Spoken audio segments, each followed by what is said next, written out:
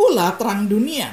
Setiap orang yang mengikut aku tidak akan hidup dalam kegelapan, karena terangku akan meneranginya dan membawanya kepada hidup yang selama-lamanya.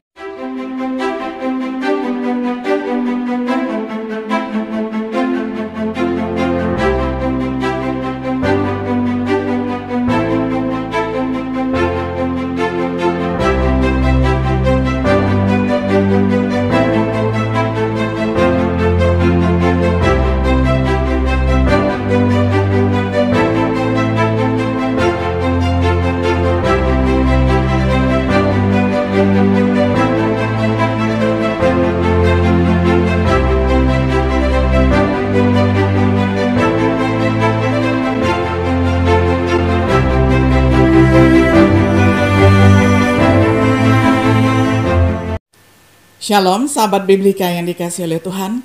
Sungguh senang kita dapat berjumpa kembali di dalam acara refleksi sahabat Biblika.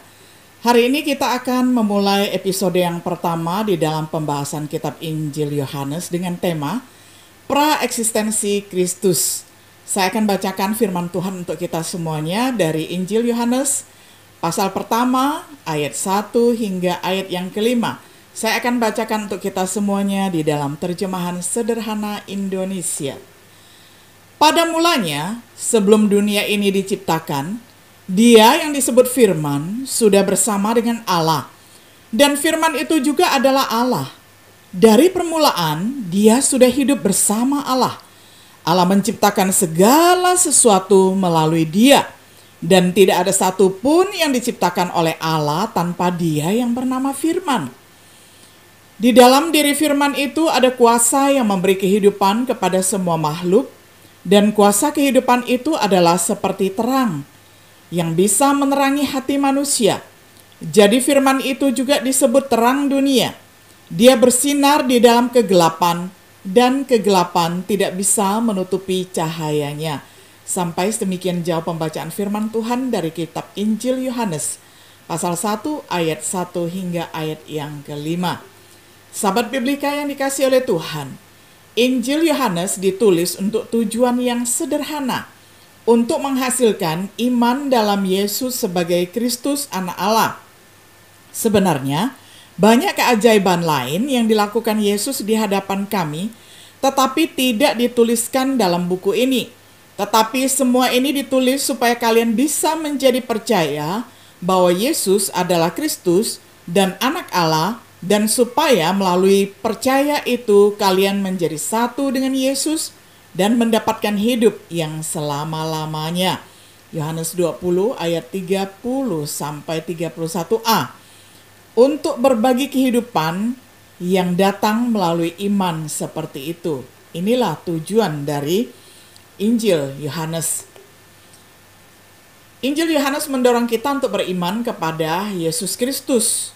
Yohanes memulai Injilnya dengan prolog, yakni dari pasal pertama ayat 1 hingga 18, di mana dia membuat beberapa klaim tentang siapa Yesus itu. Lalu dia menyebut Yesus di dalam prolog ini sebagai Firman, bahwa dia merujuk pada Yesus terbukti dari ayat 14 hingga ayat yang ke-18. Klaim pertama berkaitan dengan praeksistensi Kristus, bahwa Dia ada pada mulanya, jauh sebelum kelahirannya oleh Maria, bahwa pekerjaannya pada mulanya memiliki arti yang besar bagi kita. Yohanes tidak sendirian di dalam menyatakan praeksistensi Kristus. Di bagian lain dalam Alkitab kita menemukannya. Yang pertama, bukti praeksistensi Kristus ditunjukkan oleh para nabi. Mikha menubuatkan praeksistensi Mesias yang akan datang. Bisa saudara baca di dalam Mikha pasal 5 ayat 2. Lalu Yesaya berbicara tentang raja yang akan datang sebagai Bapa yang kekal. Ini dapat dibaca di dalam Yesaya 9 ayat 6 sampai 7. Lalu dari kitab Zakaria pasal 2 ayat 10 sampai 11 berbunyi demikian. Bersorak-sorailah dan bersukacitalah, Hai putri Sion, sebab sesungguhnya aku datang dan diam di tengah-tengahmu. Demikianlah firman Tuhan.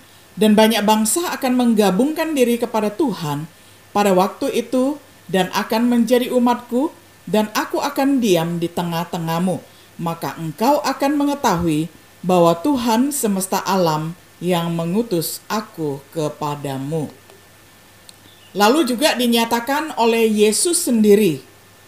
Di dalam klaimnya telah ada pada zaman Abraham. Kalau kita membaca di dalam Yohanes pasal 8 ayat 56 sampai 58, Yesus sendiri mengatakan bahwa dirinya sudah ada sebelum Abraham ada.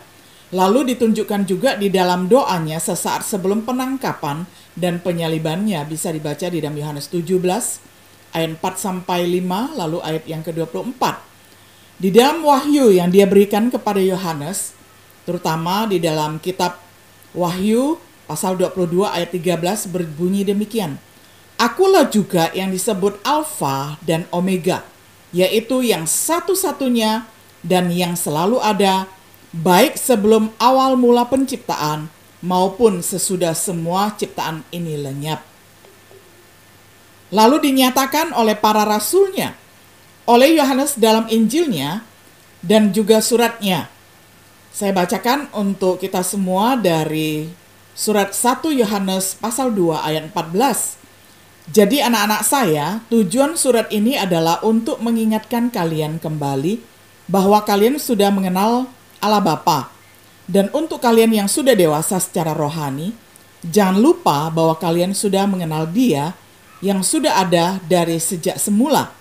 Dan untuk kalian yang belum dewasa secara rohani, jangan lupa bahwa kalian kuat karena firman Allah hidup di dalam hati kalian. Dan dengan demikian, kalian sudah mengalahkan iblis.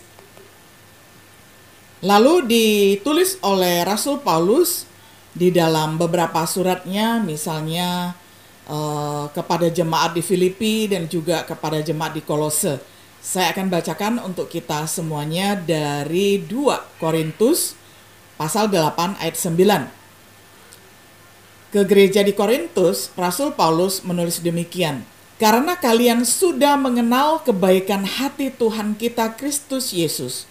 Biarpun dia sangat kaya, tetapi demi untuk menyelamatkan kita, dia pernah menjadi miskin, bahkan menjadi orang yang paling miskin, supaya kita menerima semua kekayaan rohani. Lalu digambarkan oleh penciptaan. Segala sesuatu diciptakan oleh Yesus. Bisa dibaca di dalam Yohanes 1 ayat 3, Ibrani pasal 1 ayat 2 sampai 3. Menuntut keberadaannya sebelum penciptaan. Karena Yesus yang menciptakan segala sesuatu, maka sebelum dunia ini ada, dia sudah ada terlebih dahulu. Dan dia yang menciptakan alam semesta berisi berikut segala isinya. Menyiratkan kekuatan kekal dan sifat ilahinya sendiri, bisa dibaca di dalam Roma 1 ayat 20 bahwa Yesus adalah Allah. Jadi bisa kita membaca ini adalah bagian klaim yang luar biasa tentang Yesus, bahwa itu adalah penghujatan jika tidak benar. Namun itu benar-benar, dan Injil Yohanes dirancang untuk membuktikan bahwa itu benar. Dan setiap diri kita ini adalah anak-anaknya. Lalu tentang hal yang kedua, signifikansi praeksistensi Kristus. Dia adalah Allah, terutama ketika dia memperhatikan sifat praeksistensinya. Ketika kita memperhatikan sifat praeksistensinya, misalnya yang ditulis di dalam Mika 5 ayat 2, di dalam kitab ini dikatakan bahwa Yesus adalah yang permulaannya sejak dari purbakala. Lalu juga Yesus sendiri di dalam surat Yohanes 8 ayat 58, kemudian bisa diparalelkan dengan Keluaran 3 ayat 13 sampai 14, bahwa dia, yakni Yesus, itu adalah aku yang kekal. Jadi ini sudah merupakan bukti secara langsung. Yesus sendiri mengatakan dia itu adalah aku yang kekal. Seperti yang dijelaskan di dalam prolog Yohanes, yakni Yohanes pasal 1 ayat 1 sampai 2, dia bersama Allah menyiratkan persekutuan pribadi dengan Allah. Artinya Allah Bapa, Putra, dan Roh Kudus itu adalah eksistensinya sama, namun mempunyai 3 oknum, yakni oknum Bapa, Putra, dan Roh Kudus. Dan Yesus adalah Putra, yakni oknum yang kedua di dalam pribadi Allah Tritunggal. Dia adalah Tuhan atau Allah secara eksplisit menyatakan keilahiannya. Dengan demikian dia layak untuk menerima kasih dan penyembahan dari kita. Yohanes 20 ayat 28. Dia adalah hidup. Karena menjadi pencipta dan pemelihara kehidupan, segala sesuatu dijadikan olehnya. Kolose 1 ayat 16. Segala sesuatu disatukan olehnya. Kolose 1 ayat 17. Sekali lagi, seperti yang Yohanes jelaskan di dalam prolognya, Yohanes 1 ayat 3 sampai 4, tanpa dia tidak ada yang diciptakan. Di dalam dia ada hidup itu sendiri. Jadi dia memberi kita harapan untuk kebangkitan kita sendiri. Yohanes 5 ayat 21, kemudian Yohanes 11 ayat yang ke-25. Dia adalah terang. Kita hidup di dunia yang penuh dengan kegelapan, di mana orang menghabiskan hidup mereka tersandung di dalam ketidaktahuan, diasingkan dari kehidupan dengan Allah karena ketidaktahuan mereka. Efesus pasal 4 ayat 17 sampai 19 menjelaskan hal ini secara singkat dan jelas. Sebagai pencipta dan pemelihara kehidupan itu sendiri, Yesus secara unik memenuhi syarat untuk membawa terang ke dunia ini. Dia memanggil kita untuk percaya bahwa kita bisa menjadi anak-anak terang. Demikianlah Yesus menawarkan kita terang kehidupan. Sesudah itu, Yesus kembali berbicara kepada orang banyak itu. Dia berkata, "Akulah terang dunia. Setiap orang yang mengikut aku tidak akan hidup dalam kegelapan, karena terangku akan meneranginya dan membawanya kepada hidup yang selama-lamanya."